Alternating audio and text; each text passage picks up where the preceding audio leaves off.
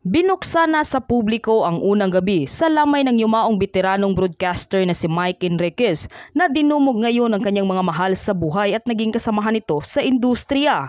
Halina't sabay-sabay nating panuorin at alamin ang videong ito na tiyak magpapatuloy rin ng inyong mga luha. Ngunit bago tayo magpatuloy, huwag kalimutang i-like, share, subscribe, and click the notification bell for more updates and for more upcoming videos. Maraming salamat!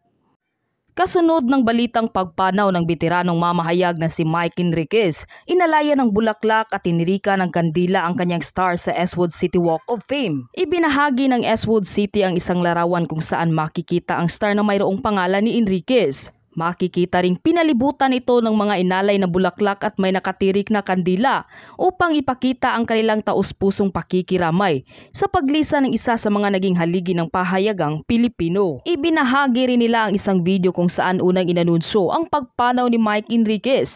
Makikita sa video ang labis na lungkot na kanilang nararamdaman, lalo na't isa umano ito sa pinakamahusay at mabait na naging kasamahan nila.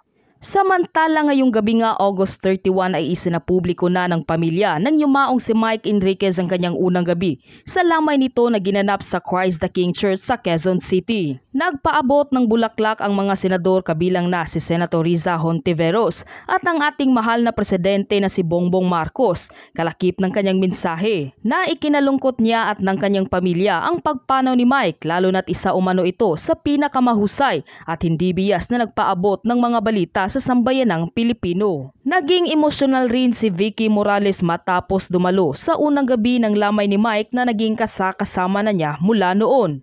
Saksi umano ito sa lahat ng hirap, pagod at saya na kanyang mga pinagdadaanan. Itinuring na rin umano niya ito bilang isang nakakatandang kapatid. Magmula sa kanyang pinakapayak na umpisa bilang isang pamilyar na tinig sa radyo hanggang sa kanyang matatag na presensya sa telebisyon, kailanman ay hindi tayo binigo ni Miguel Castro Enriquez, mas kilala bilang Mike Enriquez, isang veteranong mamamahayag sa GMA Network, isa sa mga tagapaghatid ng balita sa 24 oras at ang host ng Investigador. Naging saksi siya sa mga napapanahong balita na kalaunan ay naging parte na ng ating kasaysayan na kailanman ay hindi na malilimutan ng sambayanang Pilipino. Ikaw ano ang masasabi mo sa videong ito? Mag-iwan ng komento sa baba.